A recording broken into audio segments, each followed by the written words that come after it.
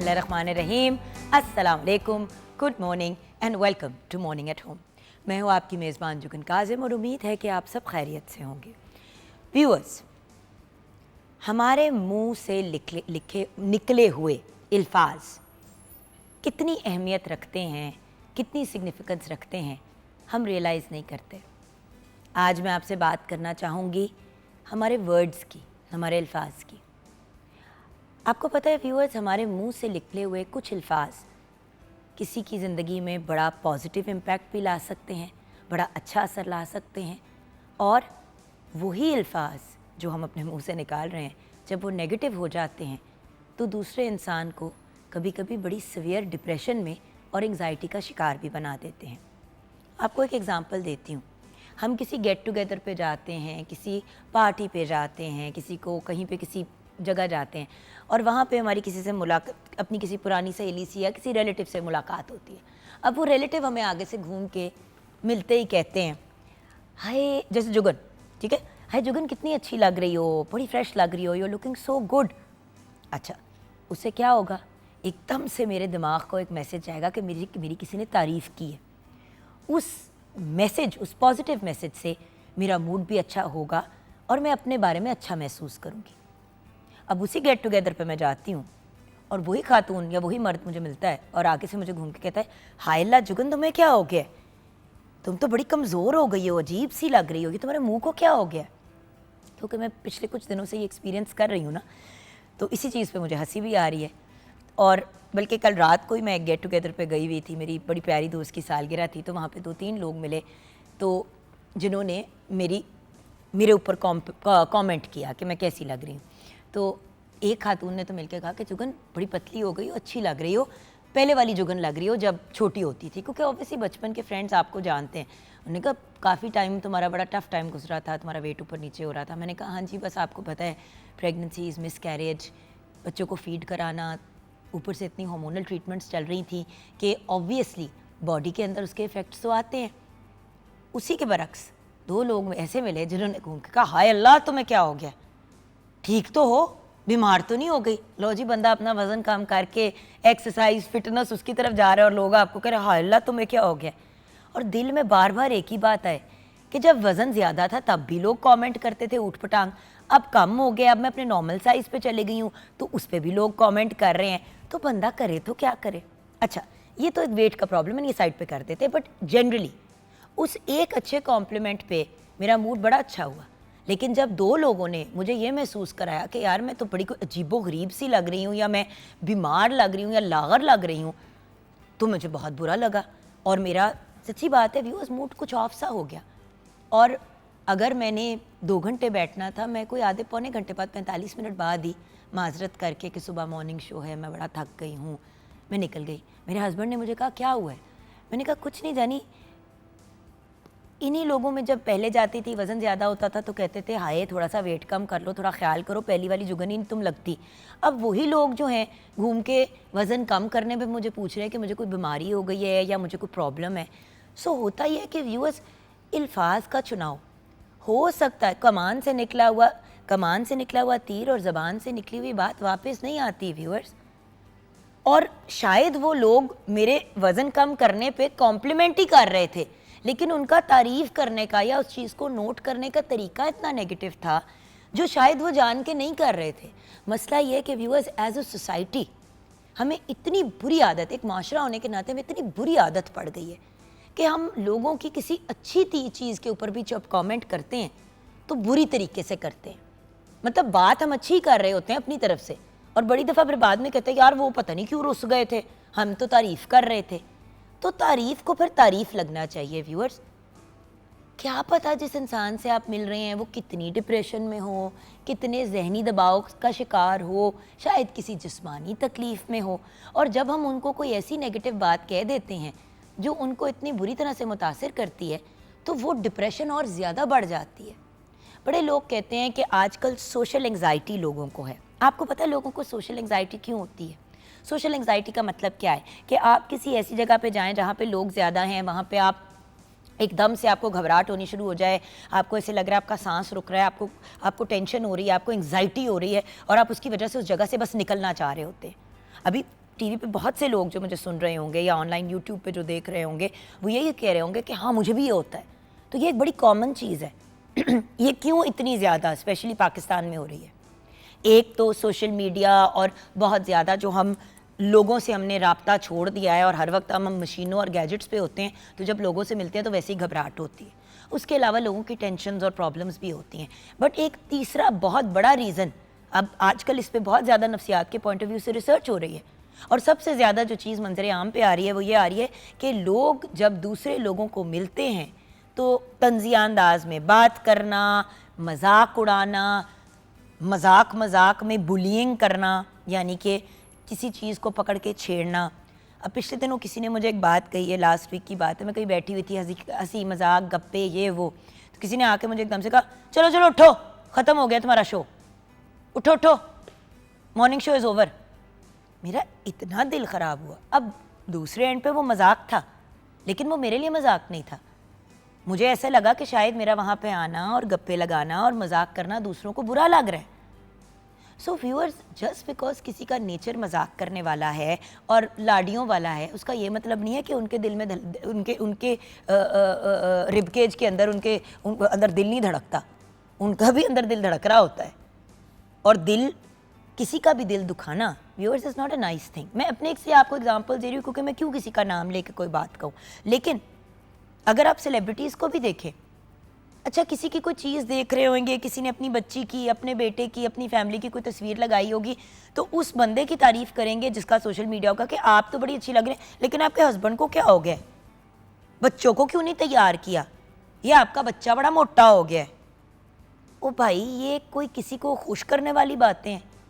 और सिंपल बात है, कोई मोटा है, छोटा है, उसका रंग डार्क है, लाइट है, टॉल है, शॉर्ट है, आई एम सॉरी, सबको पता होता है कि कौन कितने पानी में है या किसकी क्या औकात है।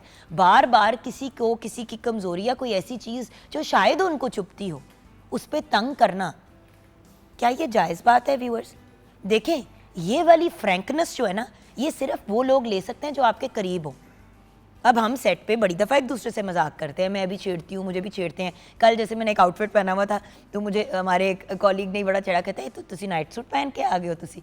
देखें, ये चीज़ें मजाक होती हैं और वो आपके साथ वो लोग कर सकते हैं जिनके साथ आपकी कुर्बत हो, एक करीबी ताल्लुक हो और आपको सिक्योरिटी हो उस बात की, जहनी तौर पे भी और इमोशनली, कि अगला आपको छेड़ रहा है। बंदा माइंड नहीं करता, लेकिन कभी माइंड कर भी जाता है तो कम से कम आपकी उस इंसान से इतनी करीबी ताल्लुक होता है कि आप कह सकते हो। जब आपकी अम्मी की कज़न आपको कोई छड़ी मार रही हैं तो आप उनको तो नहीं कह सकती ना कि आंटी प्लीज़ आप ऐसी बात ना करें, आपने मेरा दिल दुखा दिया है। फिर वो बदतमीज़ी के मतलब ज़ुमरे में आ जाता है।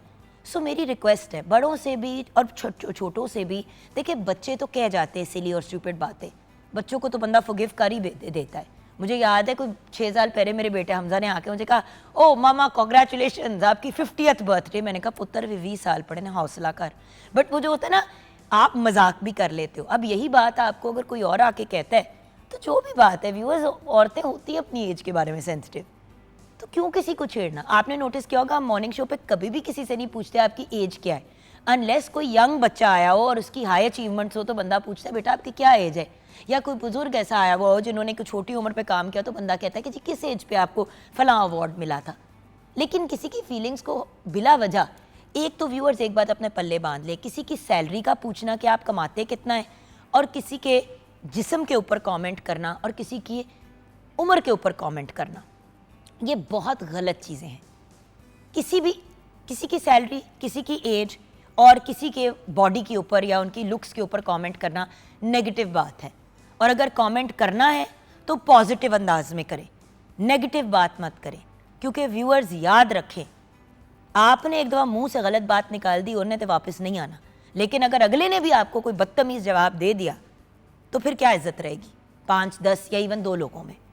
सो माई रिकमेंडेशन इज़, एक चुप 100 सुख। अगर अच्छी बात नहीं मुंह से निकाल सकते तो चुप हो जाए, ना कोई कमेंट करें, ना सलाम करें, किसी को अस्सलाम वालेकुम सलामती की दुआ दें, वालेकुम सलाम, बात ख़त्म, मूव ऑन। या किसी की फैमिली या बच्चों के बारे में पूछ लिया, बहुत सी बातें हो सकती हैं जो नेगेटिव नहीं है, जिसको हम स्मॉल टॉक भी कहते हैं। मेरा पॉइंट ये है कि स्मॉल टॉक के बहाने या इस बहाने कि चलो कोई गप लग जाएगी, थोड़ी हम एक्स्ट्रा बात कर लेंगे, किसी को हर्ट करना बहुत बुरी बात है। आइए एक ऐसी लड़की की तरफ मुतवज्जो होते हैं जो हमेशा अच्छी बातें करती है, पॉजिटिव बातें करती है। सारी दुनिया भी आपको बुरा कह रहा हो तो ये लड़की हमेशा अच्छी बात ही करती है, हौसला अफजाई करती है, एक पॉजिटिविटी का अगर मैं कहूँ पैकर है तो ये बात गलत नहीं होगी। शेफ़ आमना इलियास, अस्सलाम वालेकुम। वालेकुम अस्सलाम। आज तो एन आपके मुताबिक टॉपिक है, सूट मुझे आपका बड़ा पसंद आ रहा है इस वक्त। आप जो बात करी है ना, और जब फिर आपको पता कि मैं तो बस वो खो जाती हूँ और मैं बस सुन रही हूँ बहुत, क्योंकि देखिए अल्फाज की तासीर होती है। बिल्कुल सही। लफ्ज़ जान रखते हैं, लफ्ज़ किसी को जान दे सकते हैं। आमो, हमें ये कहा गया है कि अपने बच्चों के भी अच्छे नाम रखो। बिल्कुल, क्योंकि वो नाम भी एक लफ्ज है ना, इट्स अ वर्ड। बिल्कुल, जब आप और उसका इम्पैक्ट है बच्चे पे। तो अगर आप बच्चे को ओए गिटकू इधर आ, बिल्कुल, तो उसका उस बच्चे के जहन पे एक असर है। बिल्कुल ऐसे ही। और निक्का, भैया आप एक बंदे को क्यों मेंटली, निक्का चलो एक क्यूट बात है कि हमारे घर का निक्का है, लेकिन निक्का का मतलब शॉर्ट भी होता है। बट कुछ और बेहतर भी बोला जा सकता है। ये तो आप वही, हम लोग तो इंसानों के लिए हैं। मेरा चांद, मेरा शहजादा, मेरी शहजादी, हजार बातें कही जा सकती हैं। पॉजिटिविटी इतनी इंपॉर्टेंट चीज़ है। अब तो हमने रिसेंट हम लोग सुनते भी हैं, थ्योरीज भी काफ़ी हैं। लाइक वो एक मैंने रिसेंटली अभी पढ़ा भी है, देखा भी कि वो पानी है या पौधे हैं, आप उनको सामने रखें और उसको आप बुरे वर्ड्स, एक पौधे को आप बुरे वर्ड्स बोलते रहें, तुम बुरे हो, तुम ऐसे हो, तुम ऐसे हो, एंड देन आप देखेंगे बाय द टाइम वो मुरझा जाएगा। आप उसको उतनी ही एनर्जी, पानी, सनलाइट, सारा कुछ उसको प्रोवाइड करें। बट ये तो फिर जो है ह्यूमन बींग्स हैं, इंसान हैं। इंसान को अच्छे अल्फाज हकीकतन ज़िंदगी दे सकते हैं। हर इंसान की अपनी एक स्ट्रगल है। सब लोग अपनी अपनी लाइफ में किसी ना किसी तरीके की जंग लड़ रहे हैं। अब वो इमोशनल एफर्ट हो सकती है, फाइनेंशियल, किसी की कोई भी एफर्ट हो सकती है। कहने को मेरे हस्बैंड ने भी मुझे ये गाड़ी में कहा कि देखो वो तो कमेंट तो तुम्हारी इसी चीज़ पे कर रहे थे ना कि थोड़ा वजन कम हो गया। मैंने कहा हाँ, लेकिन जैनी अब मैं अपने नॉर्मल साइज पे आ गई हूँ ना। आपको पता है आमना, मैं ना डाइटिंग कर रही हूँ और आप सारे मुझे कहते हैं कि सब कुछ खा रही हैं, बिकॉज अब ट्रीटमेंट्स नहीं चल रही ना जानी, अब मुझ में हॉर्मोन्स नहीं इंजेक्ट हो रहे। जब आप एक्स्ट्रा प्रोजेस्टेरोन, एक्स्ट्रा एस्ट्रोजन डालते हैं तो उससे जिस्म फूलता है आपका, मोटापा चढ़ता है आपको। तो अब जब उस सारे मरहले से निकल गई हूँ, मैंने नहीं उसकी ऑन एयर बात की, मैंने ज्यादा नहीं उसके ऊपर तमाशा डाला, क्योंकि कितना मतलब अब मैं बैठ के आपको ये बताती रहूँ कि अब मैं इस तकलीफ से गुजरी, उससे गुजरी हूँ। मेरा काम है आके आपके मुंह पे मुस्कुराहट लेके आना। लेकिन अगर मैं ये समझती हूँ कि आपके चेहरों पे मुस्कुराहट लाऊं, तो मुलाकात करके मेरा दिल क्यों दुखाना। और वही बात करने का तरीका है। वही अब मजाक पता है क्या हो गया कि टॉन्ट कर दिया और बाद में माइंड लो, तुमने माइंड कर लिया, मैंने तो मजाक किया था। ये समझना पड़ेगा हमें। पता है इसको लोग आजकल कह रहे हैं यार सॉरी माइंड ना करना, लेकिन अगर आपको पता है कि जो बात आप कहने वाले हैं वो अगला माइंड करेगा तो ना बोले ना, क्या जरूरत है बोलने की। एक बात। दूसरा पॉइंट इसी इक्वेशन में, लोग कहते हैं oh I am just being blunt. भाई ब्लंट का मतलब ये नहीं है कि मैं एक बदतमीज और अनकाइंड इंसान हूं और मैं किसी को कुछ भी कह दूं। भाई मैं तो बड़ी सीधी बात करती हूं, अंग्रेजी में इसको ब्लंट कहते हैं। सीधी बात और तकलीफदे बात में ज़मीन आसमान का फ़र्क है, और सीधी बात भी अच्छे अल्फाज में व्यूअर्स कही जा सकती है। अक्सर मैंने देखा है कि सासें बैठी हुई होंगी और अपनी बहू के अपनी बेटी की तारीफ़ों के पुल बांध रही होंगी, और जो बहू है उसको एकदम से घूम के कहेंगी ए तो वैसे ही कख नहीं कर दी, एनू असी शहजादियां की तरह रखा है लेकिन कर दिया कख नहीं। क्यों? क्योंकि वो शायद वर्किंग लेडी होगी या बच्चे और काम के साथ उसको वक्त नहीं मिलता होगा। अब 10 लोगों के सामने अपनी बेटी की आपने तारीफ़ कर दी, उसको आपने कह दिया, बाद में कहा बेटी वो तुम्हें वैसे ही मजाक कर रही थी। आपने 20 लोगों के सामने तो ये इंप्रेशन दे दी ना कि ये तो बिल्कुल एक यूजलेस खातून है जो अपनी सास के ऊपर एक बोझ बन के बैठी हुई है, चाहे वो कितना कुछ करती हो अपनी सास के लिए। सो देखिए, एक तो हो गई बात कि आपने किसी का दिल नहीं दुखाना। दूसरी बात, पब्लिक में व्यूअर्स प्लीज तारीफ करते हुए भी सोचें कि जो आपको तारीफ लग रही है क्या वो एक्चुअली तारीफ है कि अगले को आप हर्ट कर रहे हैं। खैर, बढ़ते हैं आज के मेन्यू की तरफ। जान, मेन्यू बताओ जी। आज हम बना रहे हैं baked chicken with saute vegetable, और साथ में हम कुछ फ्राइज बनाएंगे, सॉस वगैरह बनाएंगे। तो प्रॉपर एक मेन्यू है हमारा। ऐसा करते हैं, ब्रेक की तरफ जाते हैं व्यूअर्स। रेसिपी आपके साथ शेयर करेंगी आमना इलियास ब्रेक के बाद, और ब्रेक के बाद प्रोफेसर डॉक्टर कामरान भट्ट हमें ज्वाइन करेंगे। जैसे कि आप जानते हैं इंटरनेशनली भी प्रैक्टिस करते हैं, यहाँ पे भी प्रैक्टिस करते हैं, तो जब भी वो पाकिस्तान आते हैं हम कोशिश करते हैं कि उनसे उन टॉपिक्स पे बात करें जो बड़े इंपॉर्टेंट हैं। जैसे कि आप एक कंसल्टेंट ऑर्थोपेडिक सर्जन हैं, कंसल्टेंट ऑर्थोपेडिक स्पोर्ट्स मेडिसिन है। सो आज हम आपसे टेंडनाइटिस और हील पेन, जिनकी एड़ियों में बड़ी दर्द होती है, उस पर बात करेंगे ब्रेक के बाद।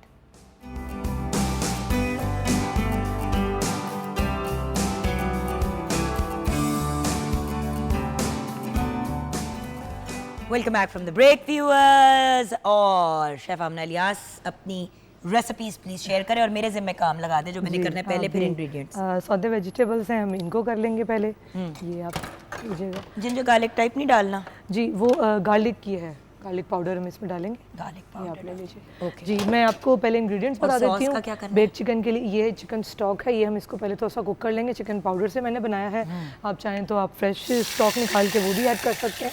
ये देखिए, इसको हम थोड़ा सा ये कुक होगा, देन हम इसमें थोड़ा सा मिल्क ऐड कर देंगे। सिंपल सी हम टैरागोन सॉस घर में बना रहे हैं, जो टैरागोन आपको हर्ब है वो मिल जाती है, वो आपने इसमें अब ऐड आप कर अपना देंगे। इंग्रेडिएंट्स बता दें क्योंकि डॉक्टर कमरान भी आ गए हैं तो हमें ज़रूरी कवर की तरफ जाना है। बेक चिकन मैंने आपके सामने मैरिनेट करके रखा हुआ है, बिकॉज ये ओवरनाइट मैरिनेट हुआ हो तो इसका बहुत अच्छा रिजल्ट आता है। इस वजह से मैं आपको इसका मेथड थोड़ा सा ब्रीफ कर दूंगी। पहले इंग्रेडिएंट्स नोट कर लीजिएगा। दूध 2 से 3 कप हम ले लेंगे। लेमन जूस चाहिए होगा हमें। इसको बटर मिल्क बनाने के लिए चिकन हमने लिया है, विद स्किन लिया है 1 kg। और नहीं आप बताएं। मैं तो आपसे पूछने लगी थी कि इसको मैंने कितना हो गया। ठीक है। ओके, इसमें सॉल्ट टू टेस्ट ऐड करेंगे। लहसन हम लेंगे 8 से 10 आप ले लें इसके पीसेस। रेड चिली है, कश्मीरी जो मिर्च है, पेपरिका पाउडर जिसे कहते हैं, 2 हमने वो ले लें, या उसका आप 1 टीस्पून पाउडर ले लें। गार्लिक ले लेंगे, जिंजर ले लेंगे। लेमन जूस लिया है 3 खाने के चम्मच। सिरका 3 खाने के चम्मच है। ऑलिव ऑयल है आधा कप, उसमें बना रहे हैं हम। सॉल्ट 1.5 टीस्पून है। काली मिर्च ली है 1 टीस्पून। पेपरिका पाउडर है 1.5 खाने का चम्मच। और ब्राउन शुगर ऐड किया है इसमें 1 खाने का चम्मच। थाइम है या मिक्स हर्ब्स ले लें। और अनियन पाउडर है आधा खाने का चम्मच। लेमन जेस्ट है 1 चाय का चम्मच। और स्मोक देने के लिए हमने कोयला यूज़ किया है। ये हो गए हैं जो चिकन के इंग्रेडिएंट्स मैंने आपको बताए हैं। इसके लिए आपने क्या करना है, जो बटर मिल्क बना लिया, आप यहाँ बटर मिल्क बना हुआ ले लें, या उसको मिल्क में आप लेमन जूस ऐड करके ख़ुद बना लें, वो बेहतरीन है। उसके अंदर आपने जो चिकन है इसको आपने डिप करके छोड़ देना है वो अंदर तक। सबसे पहले ये कि आपने इसको जो स्क्वीवर्स होते हैं, बैम्बू स्क्वीवर्स, उनसे इनको अच्छे से पोक कर लेंगे। और उसके अंदर हम इसको थोड़ी देर लाइक 3 आवर्स 2 आवर्स के लिए छोड़ देंगे। उसके बाद जो इसकी मैरिनेशन है, जो मैंने आपको इंग्रेडिएंट्स बताए हैं, सॉल्ट है, ब्लैक पेपर है, और पेपरिका पाउडर है, ब्राउन शुगर है, और साथ में हमने सॉसेज ऐड की हैं, वो उनके साथ हमने इसको अच्छे से मैरिनेट कर लेना है। इसको मैंने ओवरनाइट रख दिया था। एंड देन अब मैं इसको, ये आप देखिएगा। अच्छा, मेरा एक सवाल है। जी। इन वेजिटेबल्स के अंदर हमने ये सॉस डालना है? नहीं, ये इसके अंदर हम लोग ये सीजनिंग है। जब भी आप सौदे वेजिटेबल्स बनाएं उनकी सीजनिंग ज़रूर करें। ये हम इसके साथ सर्व करेंगे, चिकन के साथ और विद वेजिटेबल्स। तो मेरा सॉस तो फिर रेडी हो गया। जी बिल्कुल रेडी हो गया। इसका बल्कि आप फ्लेम ऑफ कर दें क्योंकि फिर ये ज़्यादा थिक हो जाएगी। ये देखिए, इसको ओवर थिक नहीं करना बिल्कुल, क्योंकि ये पड़े हुए भी थोड़ी सी थिक हो जाती है। कोट कर दे बट नॉट इतना कि वो गुतावा बन जाए। बिल्कुल ठीक है। ये अब इसको हमने हमेशा, आपने जब चिकन बेक करना है तो आपने उसको अच्छे तरीके से रैप करके एल्युमिनियम फॉइल से कवर करके आपने इसको, क्योंकि ये सारा टेंडर करना होता है। जी बिल्कुल। इसमें नमक है, सॉल्ट है, इसमें चिकन पाउडर है, थोड़ा सा ब्लैक पेपर है, दैट्स इट। कभी भी सौते वेजिटेबल्स, हाँ जी, गार्लिक पाउडर, कभी भी सौते वेजिटेबल्स ऐसे नहीं होंगी कि बिल्कुल आप फीकी और वो। अच्छा, वो पता है क्या करते हैं स्टीम। अब मैंने इतनी दफ़ा व्यूअर्स आप लोगों को कहा है कि आप स्टीम्ड वेजिटेबल्स ले लें। उस दिन मुझे ना मेरे यूट्यूब चैनल पे किसी ने कमेंट किया कि भाई आप तो कहती है स्टीम वेजिटेबल लें, तो फिर आपने उसके अंदर इतनी चीज़ें क्यों डाली? फिर मुझे एक्सप्लेन करना पड़ा कि स्टीम्ड वेजिटेबल में एक कुकिंग का तरीका है, बिल्कुल वो रेसिपी नहीं है। हाँ जी, यही मतलब आप सिर्फ स्टीम कर लें, या जैसे ब्लांच जिसको यार आप मजे से मजे की चीज जो है, अगर आप उसके अंदर नमक नहीं डालेंगे और बेसिक उसके अंदर चीजें नहीं डालेंगे तो उसका जायका नहीं अच्छा लगेगा। आपको कभी भी वो खाने में, हम लोगों को लेना हमारे लिए बहुत इंपॉर्टेंट है कि वेजिटेबल्स का एक प्रॉपर पोर्शन आपके मील में एडेड होना चाहिए। बट अगर आप वो बिल्कुल ही सीजन विदाउट सीजन आप कहेंगे कि आप उसे कंज्यूम कर लें, तो जब आपको टेस्ट ही नहीं कोई आएगा, आपको अच्छा ही नहीं लगेगा, तो आप उसको नहीं ले सकते। इसकी आप अच्छी एक क्वांटिटी आप खाएंगे तो आपको जैसे चिकन का एक फ्लेवर आएगा, इस तरह से आपको इसका भी बहुत अच्छा सा वेजिटेबल्स का फ्लेवर मिलेगा। ये देखिए, साथ में ये सॉस है। आपको पता है रेस्टोरेंट्स में यही सॉस, और यही हम जब बेक चिकन या विद स्टेक भी आप इवन ये सॉस सर्व कर सकते हैं, ये हम लोग लेते हैं। तो उसकी कॉस्ट, और ये बिल्कुल बजट फ्रेंडली आपके सामने विद इन नो टाइम ये रेडी भी हो गई है। बट मेरी एक रिक्वेस्ट है guys, when you are making vegetables, इतना ना पकाएं कि उनका दलिया बन जाए। भूनना नहीं है उनको, भूनना नहीं है, यू कुक देम इनफ कि वो उसके अंदर क्रंच भी रहे और वो टेंडर भी, लेकिन टेंडर भी हो जाए, क्योंकि इसके अंदर हमने जुकीनी भी डाली है, इसमें गोभी भी है, इसके अंदर गाजर भी है, मटर भी है, अवेलेबल हो जी। हम रियलाइज नहीं करते हैं कि खुराक का हमारी सेहत पे, हमारे गिट्टे गोडों पे, इन सब चीज़ों पे कितना इम्पैक्ट होता है। हम ये भूल जाते हैं और हमारा कॉन्फिडेंस का लेवल कुछ ज़्यादा हो जाता है कि भाई खैर है, हो रहा है, चल रहा है। देन जब वक्त के साथ चीजें टूट रही होती हैं, गिट्टे गोडे भरने जा रहे होते हैं तो समझ नहीं आती कि तो हुआ ज़्यादा क्या। मुश्किल हो जाती है। और बाय द वे गिट्टे गोडों को भी हेल्दी रखने के लिए सिर्फ आपको दूध और दूध से बनी हुई अज्जा नहीं चाहिए, उसको इन कॉम्बिनेशन में यूज़ करना है। आप कितना भी कैल्शियम ले लें लेकिन उसमें आपने विटामिन डी नहीं है आपके पास, तो वो जज़ब ही नहीं होगा। अच्छा ये मैं बस सिर्फ ये बता दूंगी, ये आपने 200 डिग्रीज अपने ओवन को प्री हीट कर लें और इसको 40 to 45 मिनट्स लग जाएंगे इसको बेक होने में। ऑब्वियसली 100% हमने इसे टेंडर करना है और इसीलिए मैरिनेशन पहले कर दी, और जब इसका एक बटर मिल्क वाला प्रोसीजर भी हो गया है तो ये बहुत टेंडर और जूसी होगा। ओवन हमारा रेडी है, उसको मैं अब इसको बेक करने के लिए ओवन में डाल दूँगी and then by the time ये कुक हो जाएगा तो हम आपको इसकी सर्विंग दिखा देंगे।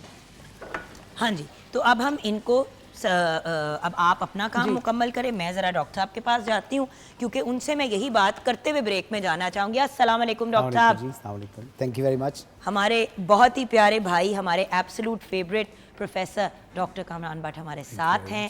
डॉक्टर साहब, it's always an honour and a pleasure. और आप जितनी भी कोशिश करते हैं कि आप आयरलैंड और पाकिस्तान से बाहर प्रैक्टिस करें, आपको पाकिस्तान नहीं छोड़ता।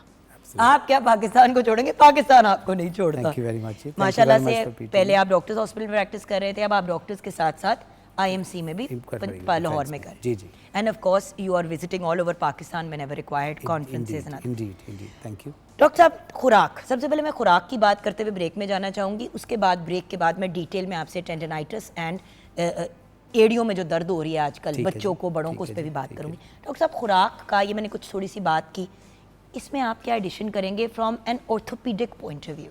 जी हाँ, इसमें जो thank you very much PTV, always pleasure कि जब भी आते हैं हम खुराक के बारे में कहते हैं कि you are what you eat. So जब आपका खुराक में अगर कोई सबसे बड़ा ऑर्गन जो अफेक्टेड है वो है ही ऑर्थोपेडिक का, तो आप देखें कि आपकी जो मुतवाज़न ग़िज़ा का जहाँ कॉन्सेप्ट आया उसका इल्म और नॉलेज इतना बढ़ गया कि उसमें हमें इंग्रेडिएंट्स का पता चला कि खुराक में है क्या। उन इंग्रेडिएंट्स को हमने मेजर चीज़ों में, मुख्तलिफ़ चीज़ों में डिवाइड किया, जो बड़े आराम से लोग कहते हैं प्रोटीन, हमारी हड्डियों में जो रेशे हैं, हमारे मसल्स में जो रेशे हैं, तो वो कोलेजन है। तो जब आपके कोलेजन है, प्रोटीन है, तो सबसे पहले आपकी प्रोटीन की डाइट उसके लिए ज़रूरत है। जब वो कोलेजन है तो फिर उन्होंने हड्डियों पे लगना है, उन रेशों ने, उन पट्ठों ने, तो वो हड्डियों के लिए फिर आपको कैल्शियम चाहिए जो 99% हड्डियों में होती है, और वो हड्डियों में कैल्शियम जाएगी कैसे, तो फिर विटामिन डी चाहिए। तो आप अगर उसके बाद वो एलिमेंट्स चाहिए जो आपका खून रवा रखें, जो हड्डियों में खून पूरा जाए, उसके लिए आयरन चाहिए।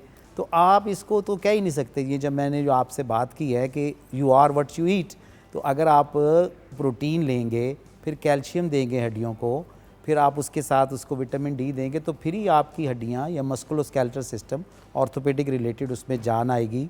उसी में फिर आपने चलना है, उसी में जब चलेंगे तो जोड़ ठीक रहेंगे, वो मूवमेंट करेंगे। तो इंटरकनेक्टेड जिसको हम कहते हैं, एक निज़ाम कुदरत है कि आप गाड़ी चलती है तो उसे पेट्रोल दिया जाता है। तो आपका पेट्रोल क्या है? हमारा पेट्रोल जो है ये खुराक है। अच्छा डालेंगे, अच्छी खुराक जाएगी।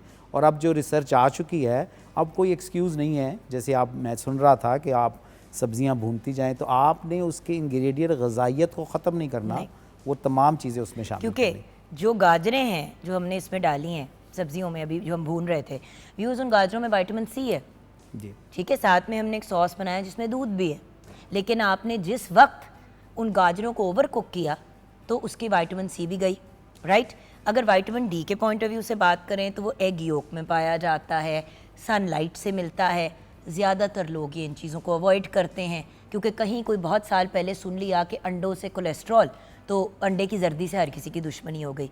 व्यूअर्स, अपने फैक्ट्स को सीधा करें, फैड्स के पीछे ना जाएं, डॉक्टर्स जो कहते हैं उनको फॉलो करें। उन्होंने अपनी एक ज़िंदगी दी होती है इस प्रोफेशन को, उनको पता है वो क्या बात कर रहे हैं। ऑनलाइन और यूट्यूब पे मशवरे देख के कम ही फॉलो करें, फिर टेंडनाइटिस, गोडे में दर्द, एंकल में दर्द, गिट्टे गोडे हिले हुए, डाइटिंग कर करके अपना बेड़ा गर्क करके फिर बाद में लोग रोते हैं कि हमें हुआ क्या। ब्रेक के बाद वापस आएंगे, डॉक्टर कामरान भट्ट हमारे साथ हैं।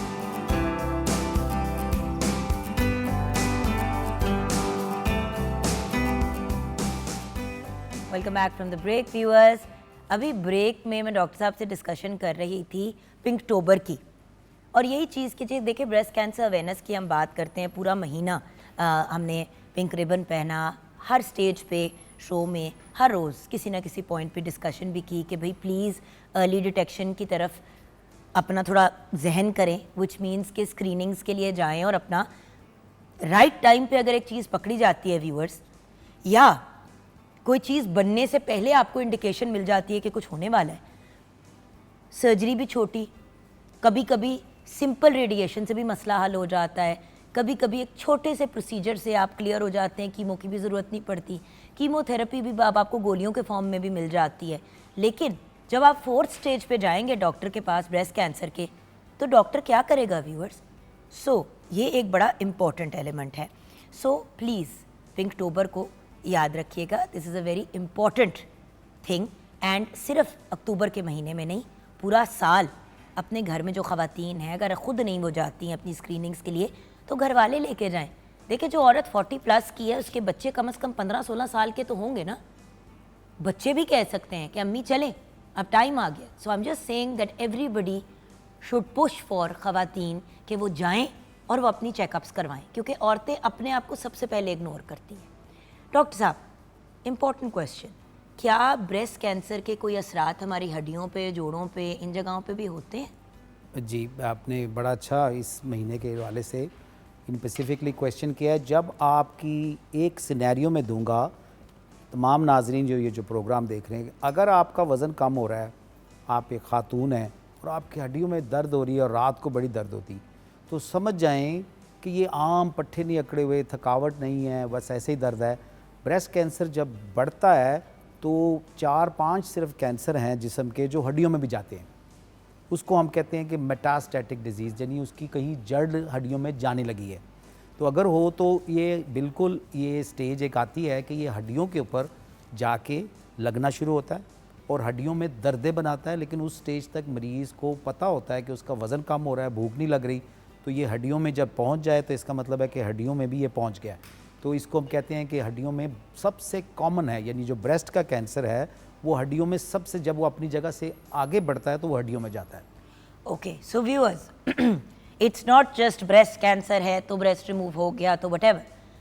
अगेन 3rd 4th स्टेज पे जब आपका कैंसर पहुंच जाएगा, ब्रेस्ट कैंसर, उस वक्त पे बहुत बड़ा चांस है कि वो लिम्फ नोड्स में भी चला गया है, खून में, हड्डियों में, डिफरेंट जगहों पे चला गया है और फिर वो कैंसर फैलता चला जाता है। अर्ली स्टेज पे जब एक चीज़ उग रही है, बन रही है, तो फैल कम रही होती है, वो बस उग रही होती है।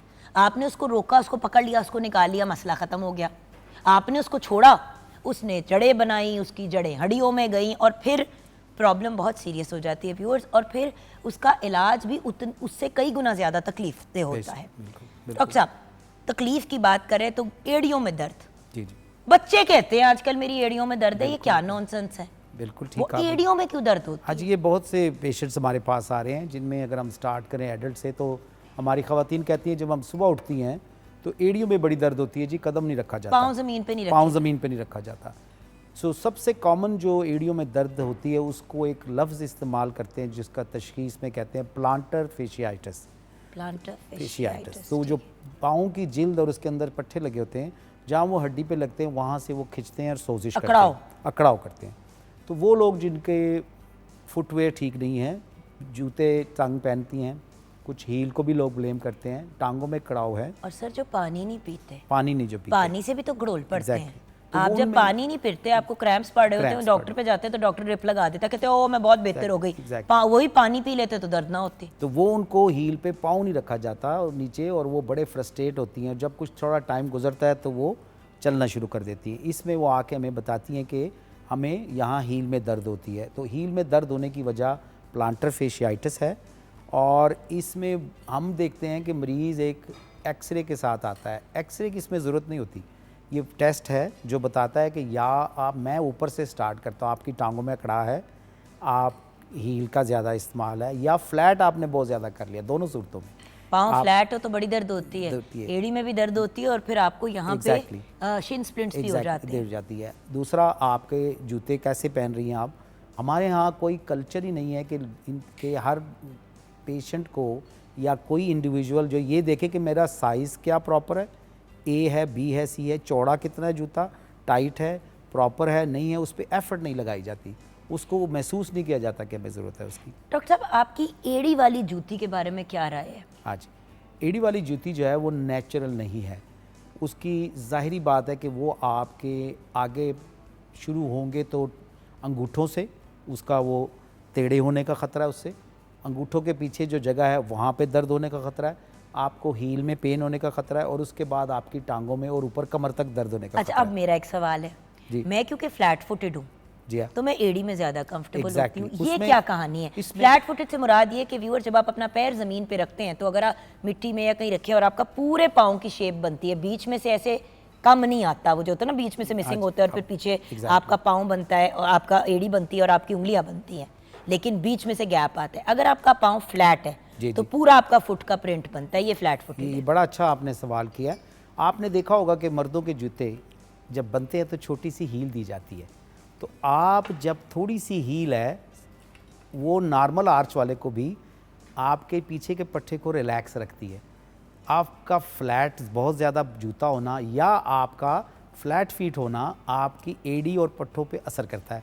तो इस वजह से आप जैसा जो इंडिविजुअल है, जो आप अपनी बात कर रही हैं, उसको फिर एड़ी के ऊपर ज़ोर आता है, खींचती है और ओड़ी पे दर्द होना शुरू होती है। लिहाजा ये बड़ा एक ऑब्जर्वेशन है कि आप सोचें कि मर्दों के जो जूते हैं उनमें थोड़ी सी हील होती है, वो उनको कंफर्ट रखने के लिए होती है। आप जैसे लोगों को फिर ज़रूरत है कि आपकी आर्च की सपोर्ट हो, आपको एक एडिक्वेट हील हो। हाई हील की हम बात करते हैं, लोग भी कन्फ्यूजन है, high heel is a problem. 1.5-2 inch से ज़्यादा हील नहीं नहीं होनी चाहिए। और अक्सर मैं शो पे, आपने नोटिस किया होगा व्यूअर्स, मैंने स्पेशल गोलापुरी चप्पलें बनवाई हैं जिसकी 1.5 से 2 इंच की एड़ी होती है। एब्सोल्युटली। कभी कभी जैसे अभी मैंने 3 इंच की पहनी हुई है, लेकिन मैं ज़्यादा टाइम फिर बैठे हुए गुजारूंगी ताकि मेरा पूरा जोर जो है वो पाँव की उंगलियों उसके फ्रंट ऊपर पे ना हो, उसके क्योंकि वो पीछे की दर्द खत्म हो जाती है तो सामने की शुरू हो ऐसे जाती शुरू हो है। जाती है। अच्छा डॉक्टर साहब, टेंडनाइटिस क्या है? हाँ जी, अब बहुत से जो लोग हैं ये इस चीज़ को समझ नहीं पा रहे, ये टेंडनाइटिस क्या है। इसको समझाने के लिए मुझे थोड़ा आपको ले के जाना पड़ेगा, तो आपको पीटीवी के तवज्जुह से नाजरीन को, कि हमारा सबसे बड़ा ऑर्गन मसल है। तो मसल जब एक ऑर्गन है, एक बहुत बड़ा ऑर्गन है, तो उसने मसल तो हड्डी पे लग के आपको मूवमेंट नहीं करा सकता, तो मसल कन्वर्ट होता है रस्सियों में, जिन्हें हम टेंडन कहते हैं। उन रस्सियों को, जो मसल है, बॉडी का सबसे बड़ा ऑर्गन, हमारी जिस्म में सबसे ज़्यादा मसल है, उन मसल्स ने आगे रस्सी की शक्ल में, टेंडन की शक्ल में हड्डी पे लगना है। उस टेंडन ऑलमोस्ट ने, लाइक अ चुटिया। चुटिया कह लें, रस्सी कह लें, वो टाइट टिश्यू कह लें, या पंजाबी या हमारे यहाँ लाहौर में कुछ ओ लोग भाई, कहते हैं टाइट गोट और लाइट, कि जो खवातीन मछलियाँ। बाल बनाती हैं अपने, एग्जैक्टली टाइट गोट और Exactly. और जो नॉर्मल लूज गोत होती है जिसमें बंदा Exactly, कंफर्टेबल हो, exactly. चीज टाइट होएगी तो वो तंग करेगी। या जिसको मछली कहते हैं, जैसे मछली, जैसे वो हाँ जी, गोश्त हाँ जी, में हाँ जी। मछली, वो उसका असल काम ये है कि मसल की पावर को लेना और उसने हड्डी को ऊपर लगवा के कन्वर्ट करना और उसको मूव कराना। उसके ऊपर एक झिल्ली होती है, अगर उसको आप मसल्स को ठीक इस्तेमाल नहीं कर रहे, आप अपनी इस हालात से गुजर रहे हैं कि आप टाइट आपके हो रहे हैं मसल, तो वो टेंडन पे जब असर पड़ेगा तो टेंडन में सोजिश होगी। उस सिंपल चीज़ को हम टेंडनाइटिस कहते हैं, जो बहुत ही कॉमनली आप देखे जा रहे हैं, स्पेशली मिडिल एज लोगों में, उसको हम टेंडनाइटिस कहते हैं। जिसमें मैं, अगर आप कहें कि जी कोई मिसाल दें, लोगों ने बहुत सुना होगा जी टेनिस एल्बो, वो भी एक टेंडन के राउंड है। आपने जो शोल्डर में सुना अच्छा, होगा, वो कहीं पे भी हो सकता है, वो Exactly. सिर्फ पाँव की हद तक। जो इंसानी जान जो सबसे ज़्यादा टेंडनाइटिस ले रहा है, वो हील के पीछे एक्लीज कहते हैं, पीछे जो Achilles heel. Achilles heel. Number 2 आपका टेनिस एल्बो, जो इस तरफ होता है, वो जो फैसल को हुआ प्रॉब्लम, Exactly. मेरे मियाँ को। हाँ। और उसके बाद जो है वो क्योंकि शोल्डर गोल्फ में, बहुत खेलते हैं और उसके अलावा उनका सारा काम इस तरह कंप्यूटर पे कंप्यूटर बैठ पे। के है, तो वो Absolutely. बार बार उसकी वजह से अब उन्होंने तो अपने बड़ा अच्छा आपने उनकी मिसाल दी, क्योंकि ये जो शोल्डर में सुप्रास्पाइनेटस, जिसको हम कहते हैं रोटेटर कफ टेंडनाइटिस, ये क्यों होते हैं? रिपीटेटिव, हम अपनी ज़ुबान में कहते हैं एक मरीज़ बार बार वही काम कर रहा है, तो वो मसल और टेंडन उससे काम ले रहा है, तो वो ओवर यूज़ होने की वजह से इसका नाम भी हमने इस रख दिया, ओवर यूज़ इंजरीज। तो इसीलिए तो व्यूअर्स कहते हैं एक्सरसाइज डेली करनी है, लेकिन 4 घंटे नहीं करनी, जी हाँ, 2 overuse। घंटे नहीं करनी। अगर आप एथलीट हैं तो फिर आपकी खुराक भी उस हिसाब से है, और फिर आपको एक प्रोफेशनल कोच लेके चल रहा है, वो एक मुख्तलिफ बात है। लेकिन दिन में एक दफ़ा वर्जिश is fine, but if you want to exercise 2-2, 3-3 दफ़ा दिन में और बार बार वही मूवमेंट्स करेंगे, वही चीज़ जो मैं आपको कहती हूँ, पानी का भी बहुत ज़्यादा इस्तेमाल बिल्कुल आपके लिए अच्छा नहीं है, जबकि पानी पीना चाहिए, बिल्कुल 8 से पीना 10 ग्लास पीने हैं, लेकिन जब आप 16 ग्लास दिन के पियेंगे तो आपके जिस्म में विटामिन नहीं अब्जॉर्ब होंगे। और मुझे एक एडवांटेज है, जो मैं बाहर से जो भी बात होती है, नए नए गाइडलाइन है, तो अब इसको हम ओवर ट्रेनिंग कहते हैं। ज़्यादा ट्रेनिंग भी नहीं कर लेनी, ओवर ट्रेनिंग। हमारे बच्चे, नौजवान लोग, वेट रिडक्शन, नए चैलेंजेस, वहाँ बैठे ये बातें सुन रहे हैं तमाम लोग, ये ओवर ट्रेनिंग ना करें। गाइडलाइन बनी है 4 दिन 5 दिन हफ्ते में आधा घंटा इस तरह वार्म अप करके अच्छी तरह, और स्ट्रेचिंग ना भूलें। अगर आप स्ट्रेचिंग वगैरह करते रहें तो वो फिर आपको इंजरी ना करे। इंजरी सिर्फ ये नहीं होती कि एकदम के चीट लग जाना, आहिस्ता आहिस्ता आप रिपीटेटिव बार बार करने से भी इंजरी कर रहे हैं आप। तो वो आपने एक ये करना। और इसमें जो मुझसे लोग पूछते हैं जी हम जिम जा रहे हैं, आपके कुछ व्यूअर्स होंगे इस वक्त बड़े इंटरेस्टेड होंगे जी जिम में फिर मैं कैसे काम करूं, तो मैंने उनके लिए एक आसान फार्मूला है, क्योंकि मैं स्पोर्ट्स सर्जन हूं। मिड रेंज, अगर एक रेंज एक्सट्रीम में नहीं जाना आपने, आप कोई भी काम करें तो दरमियान वाला जो है, थोड़ा सा इस एक्सट्रीम पे भी नहीं जाना आपने, उस एक्सट्रीम पे नहीं जाना।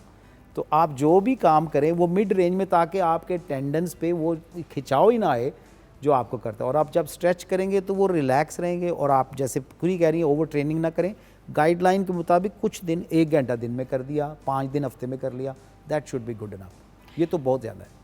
इलाज क्या है? मेडिसिन? Very good. इलाज देखिए और हम इसको डायग्नोज कैसे करते हैं जी डॉक्टर हाँ, साहब? क्या कोई टेस्ट है, ब्लड टेस्ट वगैरह, या क्या है? Very good, very good. एक तो बड़ा अच्छा सवाल है, पता कैसे चले कि है? क्योंकि Exactly. डॉक्टर साहब बड़ी दफ़ा आपको पता है लोग खुद ही फैसला कर लेते हैं कि हमें ये चीज़ हो गई है और अपना खुद ही टोटके करना शुरू कर देते हैं। प्लीज़ व्यूअर्स, ऑर्थोपेडिक सर्जन्स का सबसे बड़ा पेट पीव और सबसे बड़ी चिड़ ये है कि लोग क्या करते हैं, ये पहलवान और जो ये लोग होते हैं इनके पास जाके पहले अपना इलाज करने की कोशिश करते हैं कि जी पट्टी करा रहे हैं जाके, वो पट्टी गिट्टे गोडे मड़ोड़ के वो कर देते हैं। अच्छा, वो बार बार करते हैं तो वो हड्डियां पे टूट भी जाती है और कहते हैं आपकी तो टूटी हुई थी असल में, जबकि इनिशियली नहीं टूटी थी, वो हेयरलाइन ही फ्रैक्चर होगा। सो बड़ी दफा केसेस बर्बाद करके भेजे गए दूसरे डॉक्टर के पास, उस वक्त फिर कुछ हो नहीं सकता। तो तशखीस कैसे करें? तो आपने प्रॉब्लम आइडेंटिफाई की, तो पहले तो आपने मुस्तनद ऑर्थोपेडिक डॉक्टर को दिखाना है। इसमें मुआयने से हम स्टार्ट करते हैं और हमारे पास अब बहुत सी चीज़ें आ गई हैं। आप हैरान होंगे कि अब अल्ट्रासाउंड होते हैं इसके। तो अल्ट्रासाउंड जो है वो टेंडन के इर्द गिर्द हमें सोजिश का फ्लूइड, पानी जो बनता है वो बताते हैं। हम इसमें MRI स्कैन कर सकते हैं, जो कि MRI स्कैन हमें बताती है। और उसके अलावा जो है वो अगर हमें जो ज़रूरत है तो हम एक्सरे करके हड्डियों पे उसके असरात देख लेते हैं। ठीक है कि आप हड्डियों पे कितना पुल लग रहा है। तो बेसिकली अगर देखा जाए मुस्तनद आर्थोपेडिक सर्जन के पास जाएंगे, ना कि खुद ही आप बनाते रहे। मैं क्या देखता हूँ कि एक मरीज़ को टेंडनाइटिस है, उसने अजीब से एक्सरे कराए होते हैं, किसी ने कुछ कहा होता है, कोई कोट टोट का, जैसे आपने कहा मालिशें हो रही होती हैं, नहीं, उसको आपके मुआयने से पता चलता है। वो अल्ट्रासाउंड मालिशें सिर्फ अगर हो रही होती तो बंदा कहता ओके, मैनिपुलेशन मड़ोड़ी जा रही होती ऐसी ऐसी उसमें हमारे यहाँ एक बंदा कह रहा है मेरे कंधे में दर्द है, तो वो बंदा जो है वो पीछे बाजू को लेके जा रहा है, ओ भाई अंदर कोई फ्रैक्चर, कोई मसला, कोई चीज तुसी खिंच के एक बारी तोड़ दो। बिल्कुल कि ऐसे जो थोड़ा बहुत आसरा लगा हुआ है। देखिए चीज व्यूअर जब तक कनेक्ट होती है ना जिस्म के किसी भी बाकी हिस्सों के साथ, वो हील हो सकती है। आपने उसको तोड़ दिया तो वो तो अंदर डेड हो जाएगी। ऐसी हो जाएगी, बिल्कुल हो जाएगी। और इसीलिए एक और काम है कि एक रेफरल कल्चर समझने की कोशिश करें, जिसका काम उसी को साझे। ये जो हम मरीज़ जो है खुद ही डिसीजन घर में, और ज़रा हम नया टॉपिक आज आपने लिया है जिसके लिए मैं आपका बड़ा मशकूर हूँ कि आपने बड़ा अच्छा ये कि हमारे बॉडी में ऐसा कोई बंदा घर में नहीं जिसको कुछ थोड़ा बहुत टेंडनाइटिस ना हो। मैं उठता हूँ तो मेरा ये ना शोल्डर थोड़ा सा दर्द करता है, अकड़ाओ, रात सोते हुए मुझे लगता है कि मैं जनाब बाजू खींच नहीं सकता, मुझे सुबह उठता हूँ मेरी हील में दर्द होता है, मुझे जी कोहनी में दर्द रहता है, मुझसे ये जैसे अभी आप किचन में थी, मुझसे ये नहीं उठाए जाते बर्तन वगैरह या पकाने में, ये वेट में, और मुझे पट्ठों में खिंचाव रहता है सारा। तो ये एक्चुअली ये कोई बड़ी बीमारियाँ नहीं हैं, ये एक्चुअली फॉर्म ऑफ टेंडनाइटिस है। ये सारी चीज़ें वो एक लिंक्ड है कि अगर आपकी खुराक अच्छी है, आपकी वर्जिश है, आपकी एहतियात है और आपके सारे मामलात ठीक हैं, तो ये चीज़ें नहीं होंगी। तो आप कहीं ना कहीं देखें एक लफ्ज़ आ गया है सेडेंटेशन। सेडेंट्री का मुराद है कि आप बैठे रह रहे हैं, फूसी हो गए हैं सारे। फिजिकल एक्टिविटी पे बात आ गई। अब लोग कहते हैं जी फिजिकल एक्टिविटी से बीमारियां बच रही हैं, तो ये सारा उस वजह से है। हम इस उम्र में अपने घर के बच्चों से ज़्यादा एक्टिव हैं। ट्रू।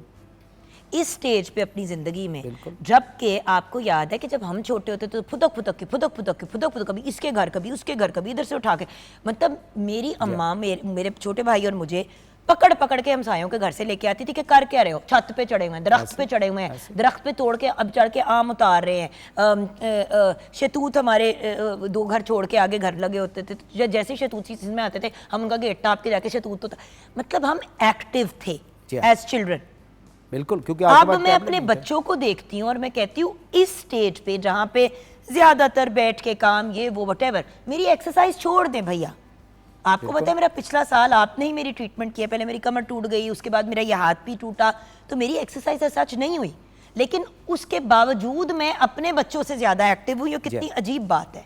वो टैबलेट्स आ गई हैं, इंटरनेट आ गया है, फ़ोन आ गया सबसे बड़ा, उस फ़ोन के अंदर सारा कुछ है। बच्चों के जो है वो बच्चों वो फिज़िकल इनएक्टिविटी का शिकार, आप बच्चों के पोस्चर्स देख लें आजकल, जो अभी आपने बात की, वो झुकने लग गए हैं, उनकी कन्वर्सेशन कुब निकल गई, एक्टिव नहीं। और ये हो नहीं सकता कि बच्चा अगर एक्टिव ना हो और वो हेल्दी हो, उसका कद ना बढ़े। बढ़ने की यही वजह है कि उनके कुब निकले हुए हैं, कद नहीं बढ़ रहे, ओवरवेट हो रहे हैं बच्चे।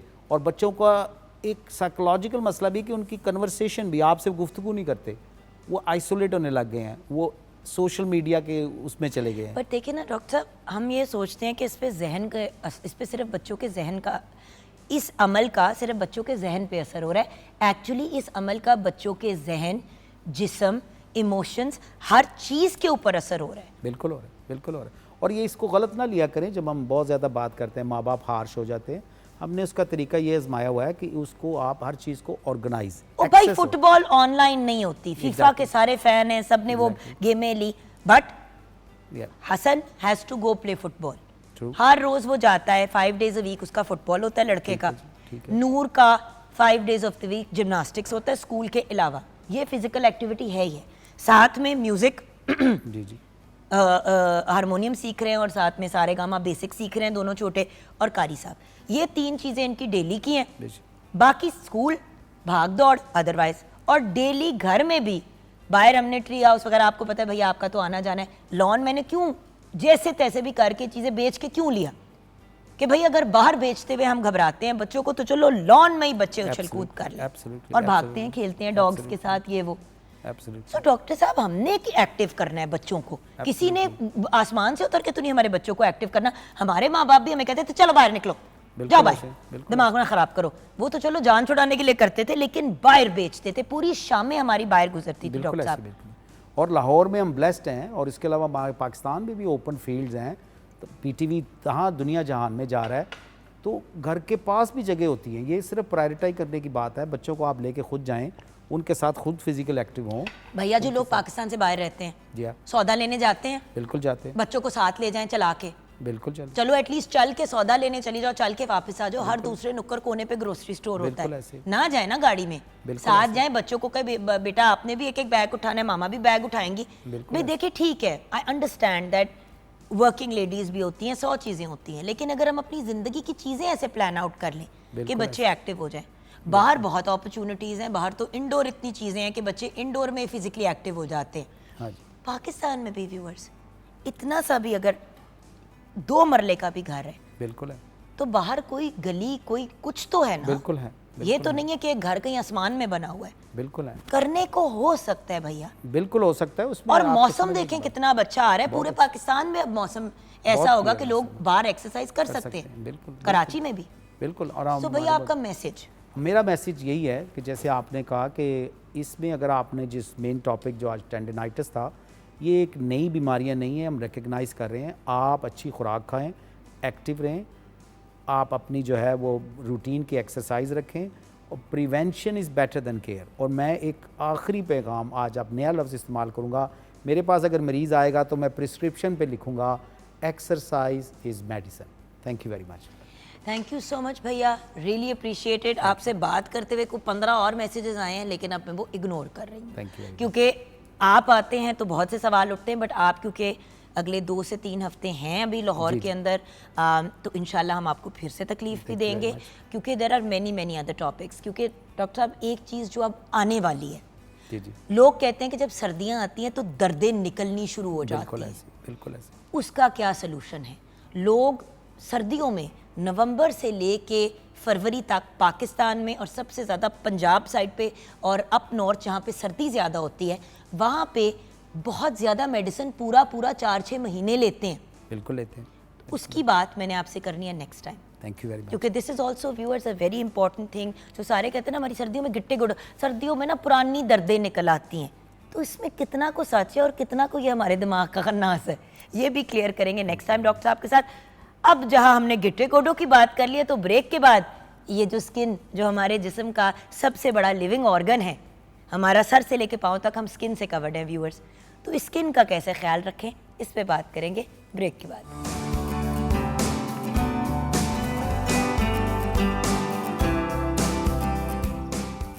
Welcome back from the break viewers.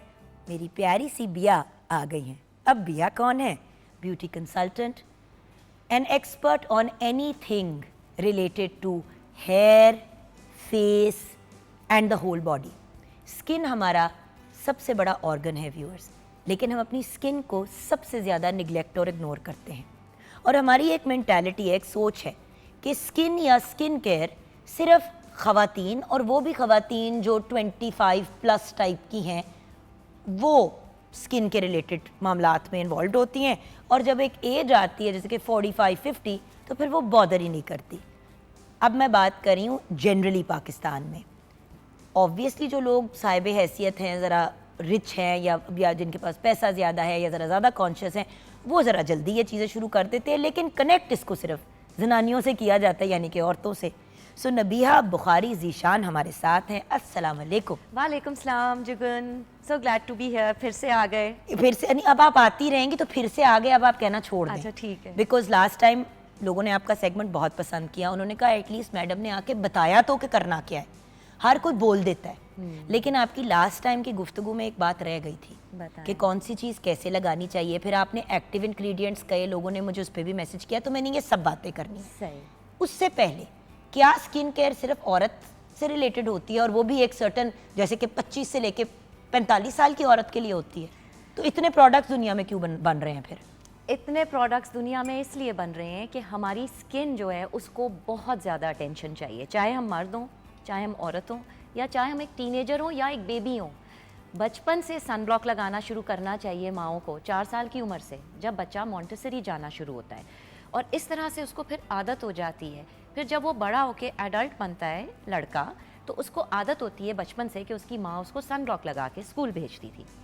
अब ये चक्कर ये है कि हमारे यहाँ इस चीज़ को बहुत जनाना समझा जाता है कि आप स्किन केयर लगा रहे हैं, आप क्रीम लगा रहे हैं, आप लिप बाम लगा रहे हैं। ओ भाई, जनानी मैंने फट रहे आपको हैं। पता है जनानी मैंने वर्ड कब सीखा? हाँ। जब मुझे याद है कि मैं एक दफ़ा ना गई हुई थी कहीं पे, मैं नॉट टू से स्पेसिफिकली वेयर, तो वहाँ पे बैठी हुई थी, तो मैं और मेरी फ्रेंड जो है ना, दोनों ना मुंह पे पहले हमने कुछ एक चीज़ लगाई, फिर दूसरी लगाई, फिर मैंने कहा चल मैं तेरे मुंह का स्क्रब करती हूँ, तो मेरा कर फ्रेंड्स। हाँ। उसका मियाँ अंदर आया, कहता है ये जनानियों वाले कामों से फुर्सत मिल गई है, तो हम चलें खाने पे। एग्जैक्टली। तो जनानियाँ क्या होता है? तो कहते जनानियाँ औरतों वाले काम। एग्जैक्टली। अच्छा, उस वक्त तो हंसे और निकल पड़े। हाँ। बाद में बिया मैं बड़ी देर सोचती रही कि स्किन तो सबके, बच्चों की भी है, टीनेजर्स की भी है, और अगर आप देखें तो उसी पाकिस्तान में जब बच्चा पैदा होता है तो उसकी कम से कम 40 दिन, खैर मैंने तो 1.5, 2 साल बच्चों की मालिशें की हैं। मैं तो अभी भी नूर की मालिशें करती हूँ। हाँ, कि बिल्कुल। मतलब मालिश और ये तो क्या कर रहे होते हैं, स्किन के ऊपर ही कर रहे होते हैं ना, सिर पे तेल लगाना। हाँ, चाहे वो बॉय हो, ये तो नहीं होता कि ये लड़का है बेबी तो इस इसको पे ऑलिव जरूरत ऑयल है। नहीं लगाना, इस पे मसाज नहीं करना। आपको पता है कि लोग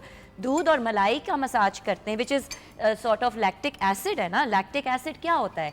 लैक्टिक एसिड ये होता है कि वो आपकी स्किन में से एक्सफोलिएट करता है डेड स्किन, ऊपर से आपकी जो पिगमेंटेशन होती है, धब्बे होते हैं, छाइयाँ होती हैं, उनको रिमूव करता है। तो बेबीज़ का दूध और मलाई से मसाज होता है। लेकिन जैसे जैसे वो बच्चा बड़ा होता है, एडल्टहुड में आता है, आदमी बनता है, उसको शर्म आनी शुरू हो जाती है, दुनिया उसको शेम करना शुरू कर देती है कि ये स्किन केयर क्यों लगा रहा है। अच्छा, और भाई, जब स्किन उसी केयर लड़के मेकअप के तो नहीं है। जब उसी लड़के के पूरे मुंह पे पिगमेंटेशन यानी कि छाइयां हाँ। पड़ जाती हैं, आंखों के नीचे हल्के पड़ जाते हैं, हाँ। और उम्र से पहले उसके मुंह पे झुर्रियां आ जाती हैं, तो लोग कहते हैं हाय ये अपना क्या हाल कर दिया। बिल्कुल। ओ भाई, उसको किसी ने बताया कि तुमने सन ब्लॉक लगानी है, Of course। कि तुमने रात को कोई क्रीम लगा के सो, मुंह को अच्छी तरह धो, कभी कभार बूथा स्क्रब कर लो। हम तो ये कह ही नहीं रहे कि सारा कुछ वो करो जो औरतें कर रही हैं, लेकिन इतना तो करो कि कम से कम अपनी उम्र के या अपनी उम्र से थोड़े छोटे लगो। जो आपको पता है कि कुछ औरतें ऐसी हैं, क्योंकि मेरा तो बहुत इस इंडस्ट्री से ताल्लुक़ है, आई हैव सोल्ड प्रोडक्ट्स, मैंने अपने स्टोर्स और सेटअप्स लगाए, दूसरी ब्रांड्स के साथ काम किया, तो औरतों से बहुत ज़्यादा इन कांटेक्ट में आई। और जब मैंने किसी भी अपने पेशेंट कस्टमर को रेकमेंड किया कि आपके हस्बैंड के डार्क सर्कल्स हैं, इनको आई क्रीम लगाना बताएं, विटामिन सी बताएं, रेटिनल इस्तेमाल करें आपके हस्बैंड, बहुत छाइयाँ हैं आपके हस्बैंड के फेस पे, तो वो मैंने ये जवाब सुना है, नहीं प्लीज़ छोड़ें, मैं अपने मियाँ को क्यों बताऊँ, फिर उनकी स्किन कुछ ज़्यादा ही अच्छी हो जाएगी। आई हैव एक्चुअली ये मैंने सुना है कि औरतें अपने हस्बैंड से भी ये ब्यूटी टिप्स शेयर नहीं करती। कितनी अजीब सी बात है। वो मियाँ ज़्यादा खूबसूरत हो जाएगा तो कहीं कहीं और ना इंटरेस्टेड हो जाए, ये भी क्या मसाइल वो होते भी एक हैं। वजह है? बट द फैक्ट इज, देखिए व्यूअर्स, प्लीज़ मैं ये औरतों को एक बात ज़रूर कहूँगी, अगर हमारा जी चाहता है कि हम प्यारे लगें, तो क्या मर्द का दिल नहीं चाहता कि वो अच्छा लगे? उसका भी उतना ही दिल चाहता है। अब हस्बैंड जिनके जिम जाते हैं, अक्सर बीवियां उनको कहती है आप क्यों जिम जा रहे हैं, हाँ। कोई पसंद आ गया, तो भाई उसकी सेहत अच्छी होगी तो वो तुम्हारे सिर पे सलामत रहेगा ना मासूम। हाँ। आई मीन अगर आप उसको खिला खिला के उसका हाल ख़राब करके वो वजन की वजह से खुदा न खास्ता उसको, पाकिस्तान में कितनी attack, हार्ट की प्रॉब्लम है, diabetes, डायबिटीज़ की कितनी प्रॉब्लम है, cholesterol, hypertension, cholesterol, uric acid, बिल्कुल। उसका भट्टा बिठाना है। उसके अलावा अगर वो अच्छा लगेगा तो वो अपने बारे में भी अच्छा महसूस Yes. करेगा, तो उसका रवैया भी अच्छा एक होगा। सिक्योर आदमी कभी भी औरों के पीछे नहीं जाता। Exactly. अगर आपका मियाँ सिक्योर है, खूबसूरत है, हैंडसम लग रहा है, या जो भी है, सादी शक्ल का है बट वेल केप्ट है, तो वो कॉम्प्लेक्सेस हैं जो लोगों को माइल करते हैं टू गो पुट्ठे कामों में। towards सो प्लीज़ ये चीज़ आप नॉर्मल कर दें और ये जनानियों में मत डालें, स्किन हर किसी की होती है। बिल्कुल। अच्छा, आपने लास्ट टाइम, मैं कुछ पिछली बात की चीज़ों के ऊपर जवाबात चाह रही हूँ, क्योंकि हमने व्यूअर्स को कहा था कि जो बातें रह गई हैं हम आज करेंगे। ज़रूर। आप हमेशा बात करती हैं कि अच्छे प्रोडक्ट्स लगाएं, लेकिन कोशिश करें कि जितने नेचुरल एंड ऑर्गेनिक की तरफ है वो लगाएं, और कुछ ऐसी चीज़ें होती हैं जो even if they are slightly chemical based, उनके केमिकल्स होने के बावजूद भी असरात बड़े अच्छे होते हैं और वो आपके मसाइल का हल निकालते हैं, राइट? सो लगाएं कैसे? सीरम भी होते हैं, फेस के लिए ऑयल्स भी होती हैं, अच्छा उसके साथ साथ क्रीम्स भी होती हैं, फिर कभी कभी आप लोग कहते हैं कि जी आपने अंडर, अच्छा मुझे एक दफ़ा आपने ही कहा था चुगन ये तुम्हारी अंडर आई क्रीम है, आपको याद है जब आपका अपना था तो आपने पस पकड़ा दी कि तुम ये ले जाओ, चुप करो, मुझे वैसे नहीं चाहिए, बस ये करो। आपने मुझे अंडर आई क्रीम भी दी थी, आपने मुझे उस कि वक्त, नहीं, डिड यू फॉलो की थी? उसमें 2 इश्यूज आए थे, अब मैं आपको बता देती हूँ। उस वक्त तो शर्मिंदगी में, और उस वक्त हम खुद इतने छोटे थे दोनों उम्र में कि वो मुरब्बत में बात नहीं मैंने की कि अब मैं इसे इन्हें कहूँगी बिया को कि यार मुझे समझ नहीं आई, तो उन्होंने कहा तुम इतनी रिटार्डेड हो गए तुम्हें ये भी नहीं पता। सो सीरम भी आपने दिया था, आपने मुझे अंडर आई की क्रीम भी दी थी, आपने मुझे सन ब्लॉक भी दिया था, आपने मुझे डे क्रीम दी थी, नाइट क्रीम दी थी, आपने फेस वॉश दिया था और स्क्रब दिया था। हाँ। अब ये मैं कैसे लगाती? आपने दे तो दिया, और मैंने अंडा पहले oil आया, cleansing मुर्गी भी बताई थी आपको बहुत सालों पहले, 20 इयर्स 18 इयर्स पहले ऑयल क्लेंजिंग बताई थी। ऑयल आपने Double इसीलिए तो cleansing। दिया था मुझे वो, Yes। कि ये इससे, बट कब क्या करें? ठीक है। मुझे सीक्वेंस बताएं, और मुझे बताएं कुछ चीज़ें बिल्कुल पानी जैसी होती हैं। हाँ। अब मैंने अपना लोशन लगा लिया, मैंने उसके ऊपर जब सीरम लगाती हूँ तो वो चिप चिप चिप चिप कर रहा होता है, वो तो गलत है ना। तो क्या तरीका है यार, मैं ये बता कोई नहीं बताता। चलें जी, पहले हम कैटेगराइज करते हैं प्रोडक्ट्स को, ठीक है। आइटम्स को, हमने क्या लगाना है, हमारी क्या उम्र है। अगर हम यंग हैं तो हम वो चीज़ें लगाएंगे जो हमारी स्किन को ग्लो दें और बहुत ज़्यादा चिकनी ना हो। जब हम मच्योर स्किन की तरफ आते हैं, बुढ़ापे की तरफ, विच इज़ 30 ऑनवर्ड्स, हमारी स्किन एज्ड कहलाती है, मच्योर स्किन 30 31 ऑनवर्ड्स, उस वक्त हम फिर वो प्रोडक्ट्स लगाना शुरू करें जैसे कि retinal, vitamin C young age से लगाएं, लेकिन 30s में बहुत ज़रूरी है कि विटामिन सी सीरम भी आप डाल लें अपनी स्किन केयर रेजिमेंट में। और थ्रू आउट अपनी ज़िंदगी आपने ऑयल से रात को क्लेंजिंग करनी है, यानी कि मेकअप रिमूवर्स लगाने से बेहतर है कि आप ऑयल क्लेंजिंग करें। कोई भी ऑयल ले लें, कोकोनट, जोहोबा, ऑलिव ऑयल। मैं हमेशा रात को अपना सन ब्लॉक, अपना मॉइस्चराइज़र, जो भी दिन की आलूदगी होती है चेहरे के ऊपर, वो मैं मॉइस्चराइज़र्स वगैरह, जितना भी गंद है मेरे फेस के अंदर, फाउंडेशन, मैं सारा ऑयल क्लेंजिंग से पहले उतारती हूँ। मेरे 2 स्टेप्स होते हैं, पर मैम पहले oil cleansing and then face wash. But एक सवाल है, बताएं। जब आप ऑलरेडी ये प्रोडक्ट मेरे मुंह पे लगा हुआ है, मैंने अब इसके ऊपर तेल की वो मालिश की, तो मालिश क्या की। वो मजीद जड़ों में नहीं चला जाएगा? हाँ। एज इन रूट बिल्कुल जाएगा, और उसका मकसद ही ये है कि वो आपकी पोर्स के अंदर डेप्थ में जाए और वो अंदर से एक्सट्रैक्ट करके अच्छा, वो वैक्यूम निकाल क्लीनर लेगा। की तरह निकाल के आपके पोर्स की डीप क्लेंजिंग करे और आपकी स्किन स्मूथ हो जाए। उसके बाद आप कपड़ा लेके उस पर वेट गर्म पानी डाल के उसको निचोड़ के थोड़ी सी आप उसकी स्टीमिंग करें, ऐसे स्टीमिंग करके, ताकि आपका मेकअप उतर जाए, और डैब कर लें। रब नहीं करना, मर्द हजरात ने भी रब नहीं करना, औरतों ने भी रब नहीं करना। स्किन ठीक है? एक ही है भाई। स्किन एक ही है, कपड़े बदल जाते हैं, ज्वेलरी बदल जाती है, एवरीथिंग कैन चेंज, बट आपकी स्किन वही रहती है। इसीलिए मैंने नोटिस किया है कि 30s में ख़वातीन और अब मर्द भी भागे जाते हैं डर्मेटोलॉजिकल क्लिनिक्स पे कि आप अपनी स्किन की ट्रीटमेंट्स कराने शुरू हो जाते हैं।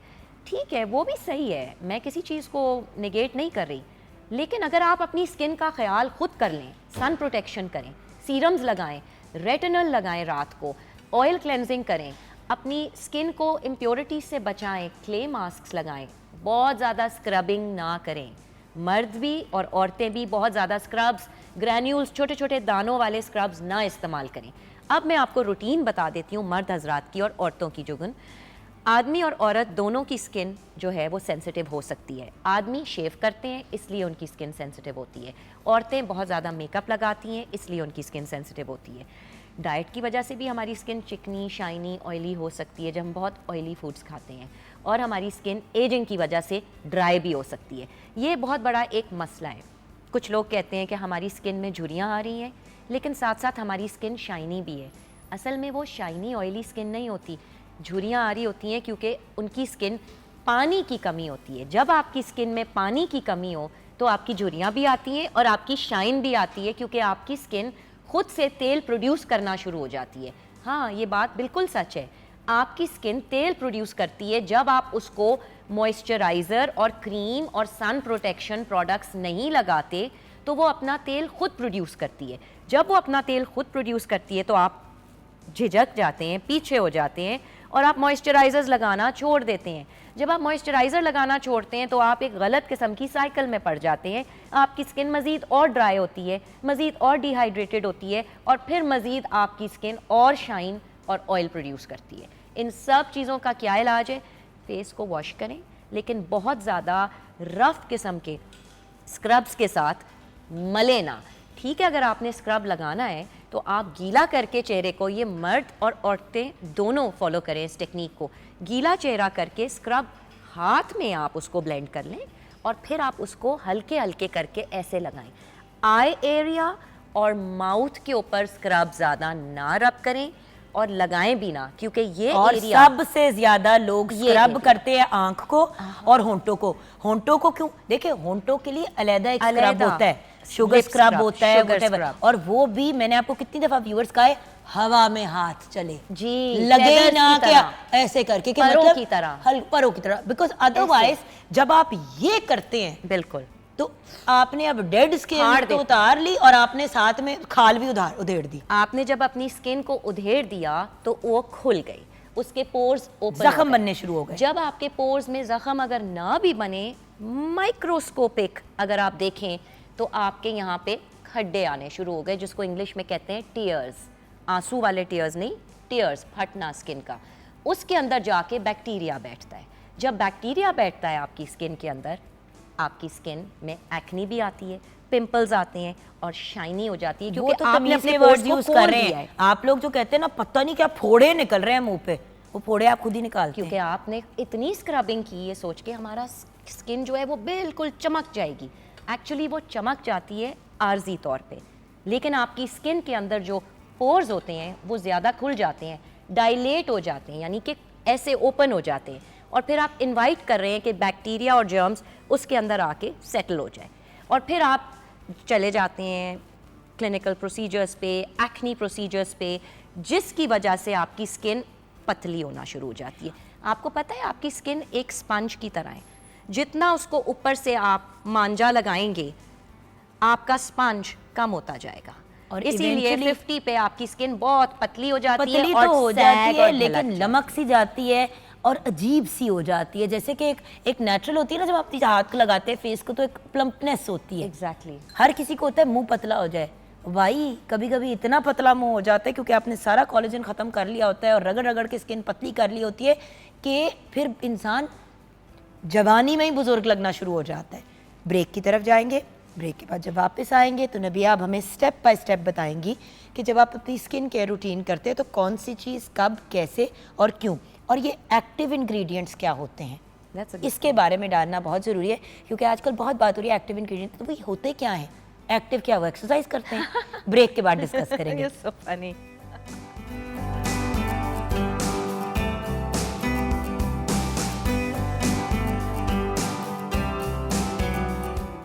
Welcome back from the break, viewers. Nabiha Bukhari is Zishan, master trainer, brilliant beauty consultant, and the guide of anything related to health and beauty. क्योंकि ये वाहिद खातून हैं जो, बल्कि वाहिद इंडिविजुअल हैं जो इस फील्ड से वाबस्ता हैं, जो सिर्फ ब्यूटी की बात नहीं करती, ब्यूटी और सेहत की बात करती हैं, क्योंकि ये समझती हैं कि सेहत की कितनी इम्पोर्टेंस है और उससे खूबसूरती कितनी बढ़ती है। लेकिन इस पे गुफ्तगू कंटिन्यू करेंगे, पहले किचन में नज़र डालते हैं। चीज़ chef Amna ji, bake chicken with sauté vegetable and tarragon sauce हमने आपके सामने रेडी की है and it's ready to serve.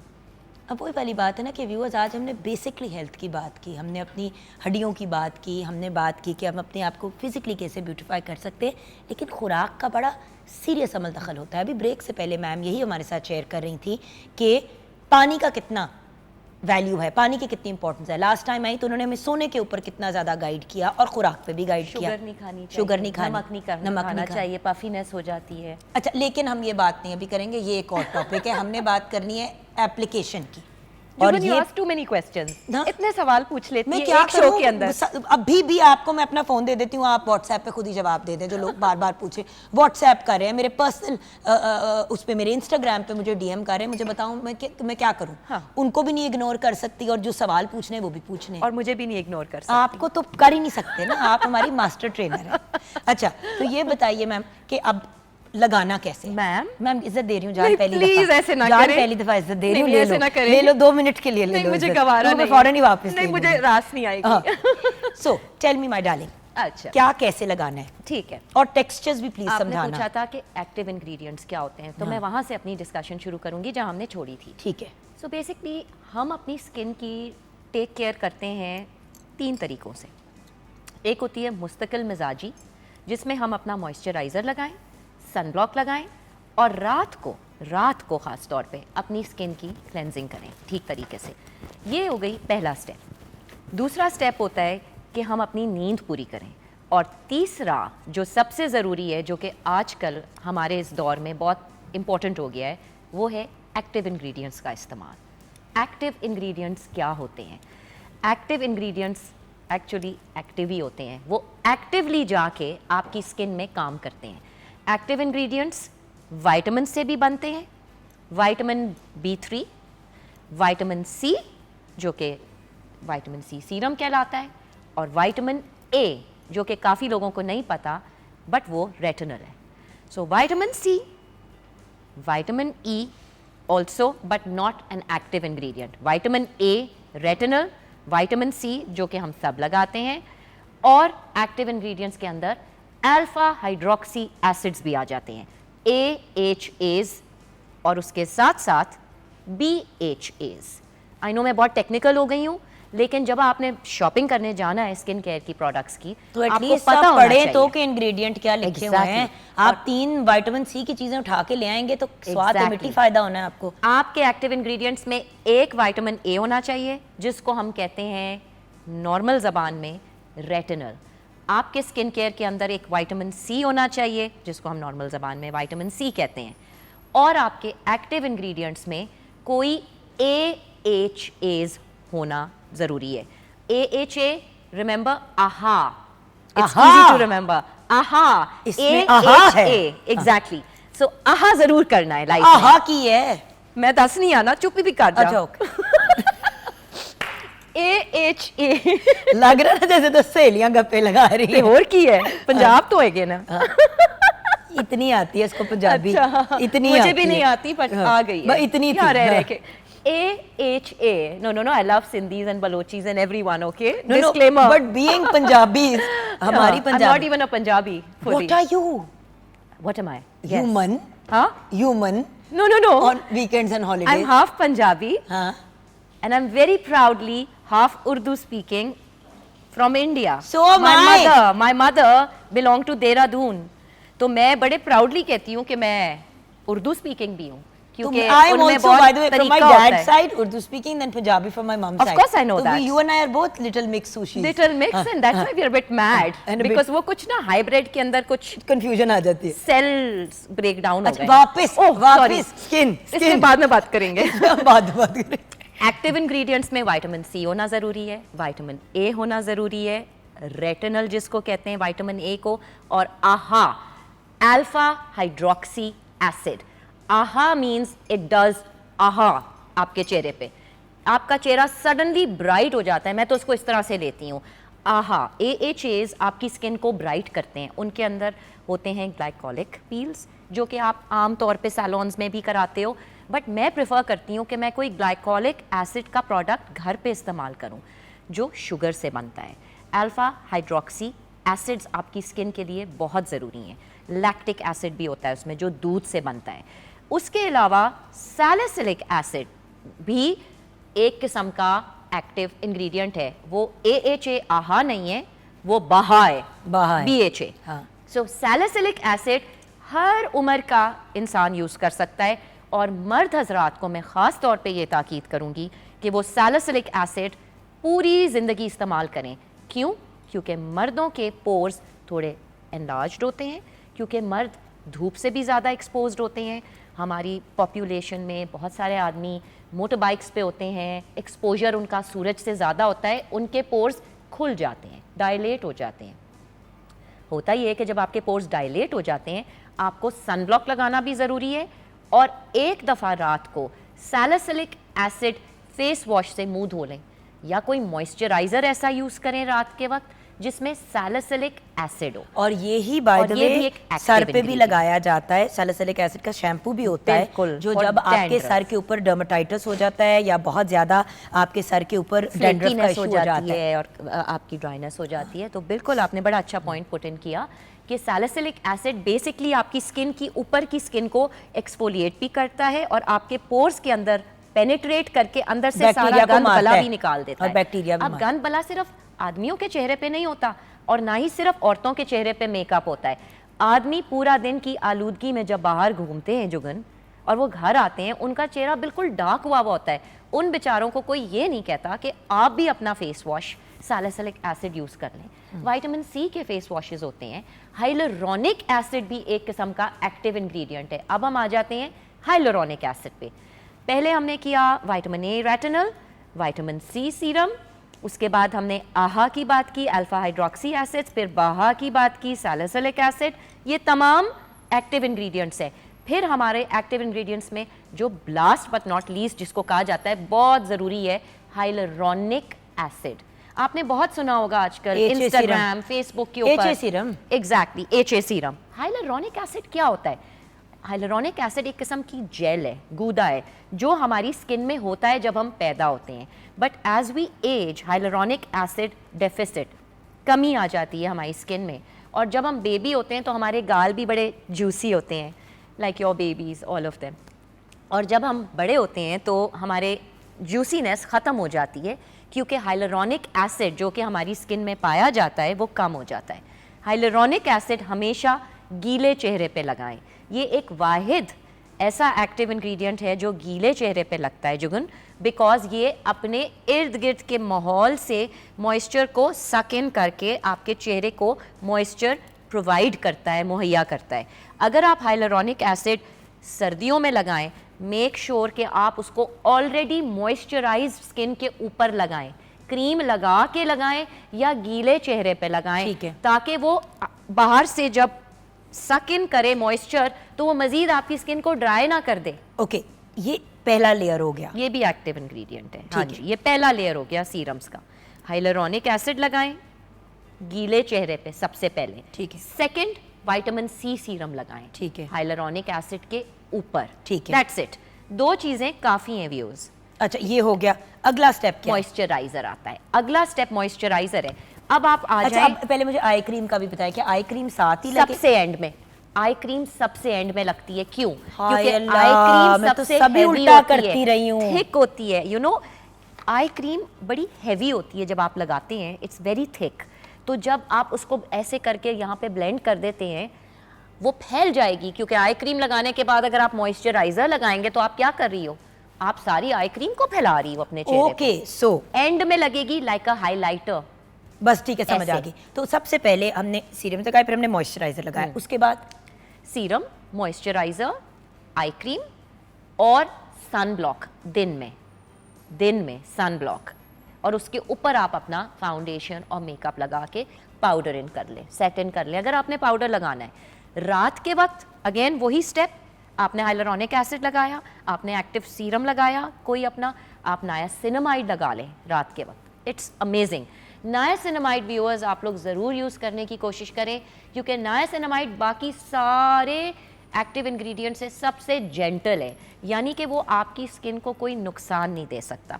Inflammation, redness, धब्बे, छाइयाँ, हर चीज़ का इलाज है सेंसिटिव स्किन नायासिनामाइड, ठीक है। एंड देन आप रेटिनल लगाएं रात के वक्त, सिर्फ रात के वक्त, क्योंकि जब आप वो डे में लगाते हैं तो वो आपको पिगमेंटेशन की तरफ भी लेके जा सकता है, क्योंकि वो स्किन को expose कर देती है। करता है। Thank you so much. Thank you Jugan. अभी भी बात मुकम्मल नहीं हुई कहाँ viewers। हुई है? Start अभी भी बात मुकम्मल नहीं हुई। यही तो बात है, स्किन क्योंकि सबसे बड़ा आपका जिस्म का ऑर्गन है।